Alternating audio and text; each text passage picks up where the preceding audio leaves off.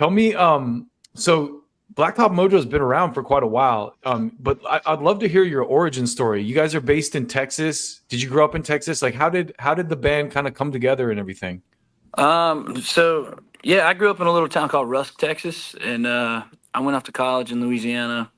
And when I came back, I moved back to Palestine, Texas. My buddy's uncle gave me a job working in his coffee shop and stuff. And I booked acoustic gigs. And if I couldn't find anybody to play, then he would let me play instead of making coffee and sandwiches. So there was a lot of days where I was just like, oh, I couldn't find anybody. So That was my next question. How hard did you work at that job? yeah, I couldn't find anybody. So yeah, so I ended up playing a lot. And then Palestine's a town of like 18,000 people. There's like 2 bars that people go to. So I ran into our drummer multiple times, and it was one of those situations where people are like, "Hey, man, this guy plays the drums and this guy sings. You guys should form a band." And we're like, "Oh, whatever," because you hear that all the time. And then one night we ran into each other at a different bar, and it was like a concert or something, and we were both just hammered drunk, and I was like, "Hey, man, I'm playing at the coffee shop tomorrow," because I hadn't booked anybody. I invited him down, and he came down with like 2 or 3 of his buddies and scouted me like an A&R rep, and was just like, "Let's see what you got," So, and then we met up that night and drank a bunch of whiskey, and yeah, decided to form a band, and it kind of snowballed from there. Wow. That's awesome. Yeah. So you kind of willed it into existence a little bit. You're just like, all right, I'm just gonna play, and Yeah. I was like, yeah, I'm playing tomorrow. You come down, check it out, man. And after the show, he invited me back to his house. He had his drum kit set up. He lived in like a split level house, and he had his drum kit set up in like the lower living room thing. And he got behind the kit and just like did his thing. And I was like, oh shit, okay, we gotta we gotta do something. where does the name Blacktop Mojo come from? So after we started the band, I was waiting on him to get off of work one day, and he kind of had like the party house, I guess you could say, at the time. Like his doors were always unlocked, and like his buddies were like kind of in and out all the time.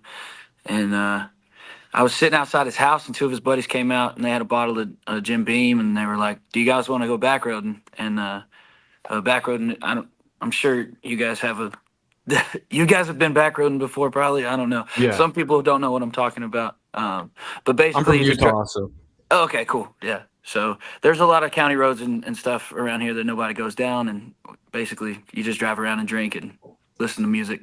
And I was waiting on him to get off of work, so I was like, hell yeah. And while we were backroading, I needed something to stir my drink up, and one of his buddies was a duck hunter, and he had a Mojo brand duck decoy. And he handed me the little thing. I guess you wind them up, make the wings like flap Sure. or whatever. Yeah.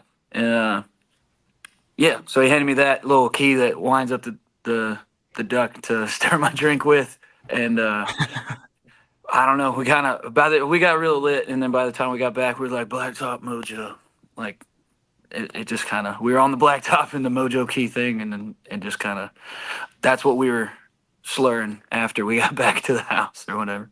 I love it. Yeah. But you have a new record coming out. This is a build up to a new record. So talk a little bit about that. Maybe the thought process behind it, the recording process. Yeah, we got a new record coming out April 5th. It's called Pollen. We called it Pollen because where we live in East Texas, basically this time of year is when all the trees in the area, it looks like it snowed yellow, like around here. So, and we knew we were going to release the record kind of in the spring when we started. So we thought Pollen was kind of a cool concept. Like it's dropping with the pollen. And anyway. And pollen spreads. So Yeah, pollen spreads. The album out. Exactly. Yeah. And everybody's allergic to it. So, I'm just kidding. It stays with them. Yeah. But yeah, anyway, we started the process probably 2 years ago, started the writing process pretty much right after we dropped our last album.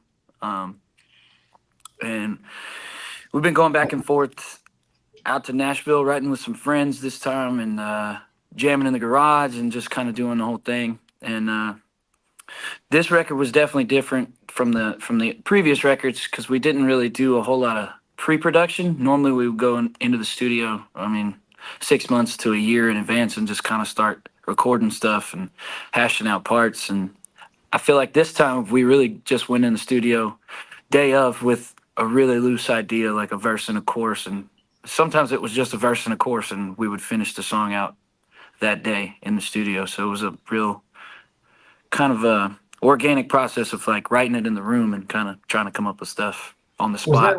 Was that refreshing for you? Yeah, I think so, man. It was kind of cool because you couldn't get fixated on like anything. You just kind of had to go with the flow and in the moment. And like when it was done, you didn't have time to listen to it for 6 months and be like, man, I hate that, Well, I've heard that from bands that like kind of show up in the studio and finish writing together.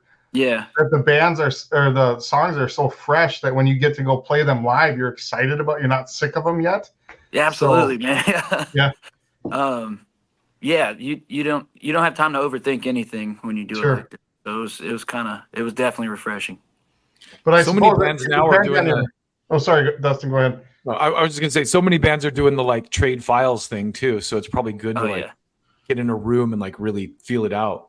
Absolutely, yeah. Well, that was the whole thing too. Is since we put out our fourth record, this is our fifth record. So since we put out our fourth record, we all used to live in the same house. So it was like super easy to get together and jam and record literally all the time. And since then, a few of the guys got married. A few of us have had kids. You know, everybody kind of split up, went their separate ways. Just living in their grown up houses now. You know what I mean? And so yeah, the file trading thing was definitely a different deal as well, because it's really hard to put together a full, complete song when you're just sending stuff over the internet and you're kind of having to sit there by yourself and think up like, you don't get the feedback till later, where it's like, Mm-hmm.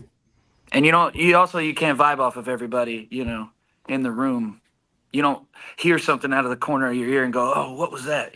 Right. Yeah. It's funny too. On the other side of it, it enables people to, do things and have a family. We just talked to this guy, Toby England, the other day from band Sabaton, and he left the band because he had a child and he didn't want to be absent for the child. And now he's back in the band because the rest of the band has kids now too. And absolutely. Yeah. It changes things for sure, man.